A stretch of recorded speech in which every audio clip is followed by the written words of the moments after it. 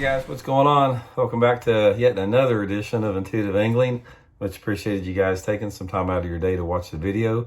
Today I'm going to share with you guys one of my sort of secret springtime flipping baits that probably you've never even tried before, probably never even done it before. I actually did a little bit on this about a year ago, but it was more for grass applications. But I want to talk specifically for springtime flipping with this setup here, so I'm going to go over that in detail with you.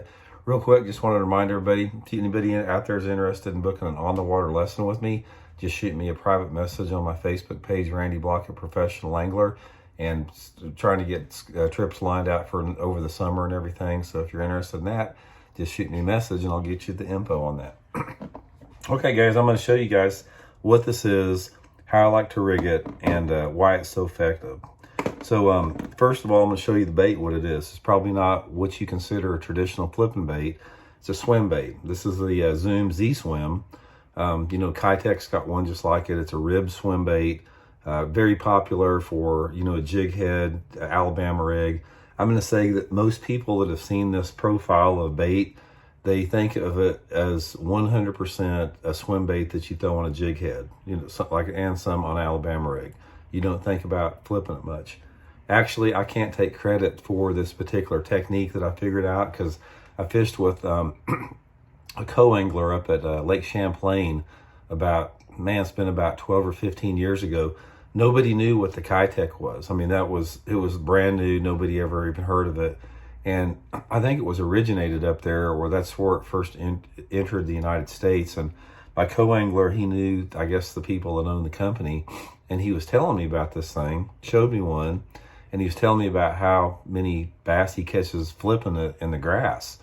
And I took it out and I started flipping grass with it, and I did really good, like at Lake Okeechobee with it. I did good at Lake Seminole, did good at the Potomac River. Just a great bait to flip with that.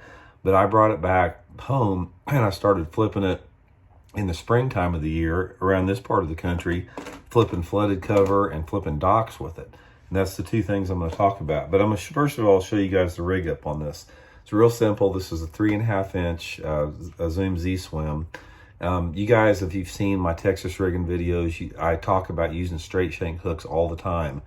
This is one exception that I do not use it. I'll use the EWG style. This is the Gamakatsu hybrid worm hook here. And the reason that you don't want to use a straight shank in this is the bait does not set right in it. There's something about the design of the bait and the way that it looks in the water. I've tried a straight shank with it. I don't like the way it fishes. There's something about the EWG having the offset that makes it a little keel in there that gives it a better fall.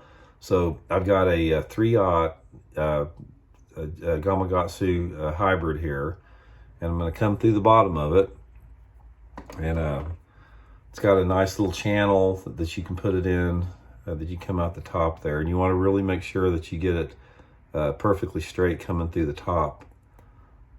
In the line of that groove there's a little groove on top of it. If you don't, the thing will run crooked in the water.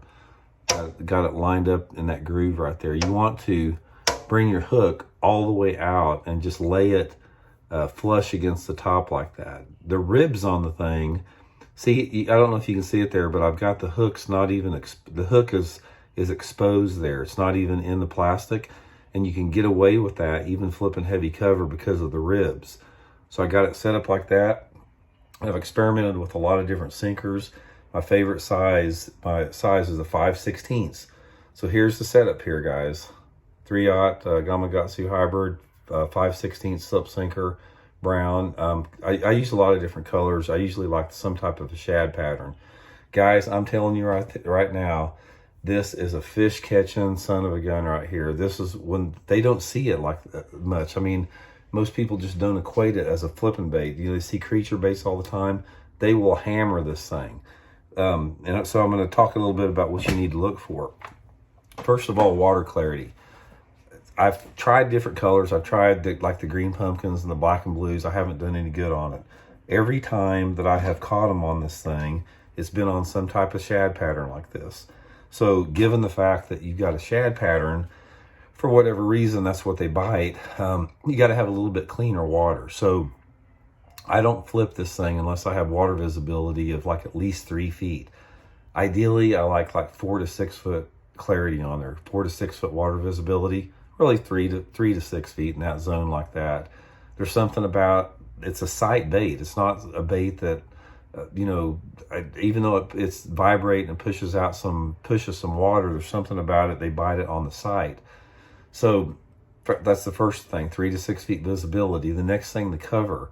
The number one springtime areas I've caught them in is any type of flooded shallow cover, bushes, trees, whatever it is, can be really good in the springtime of the year.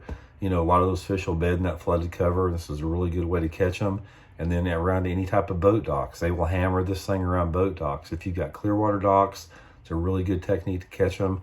Or if you have any shallow bank grass that they spawn on. We talked about that, the offshore grass that I caught them on, like at Okeechobee and some of the Florida lakes, is not really the same as like flipping water willows and emergent grass that's growing along the shoreline. Also, like on laydowns, just lay down trees around stumps, anything like that.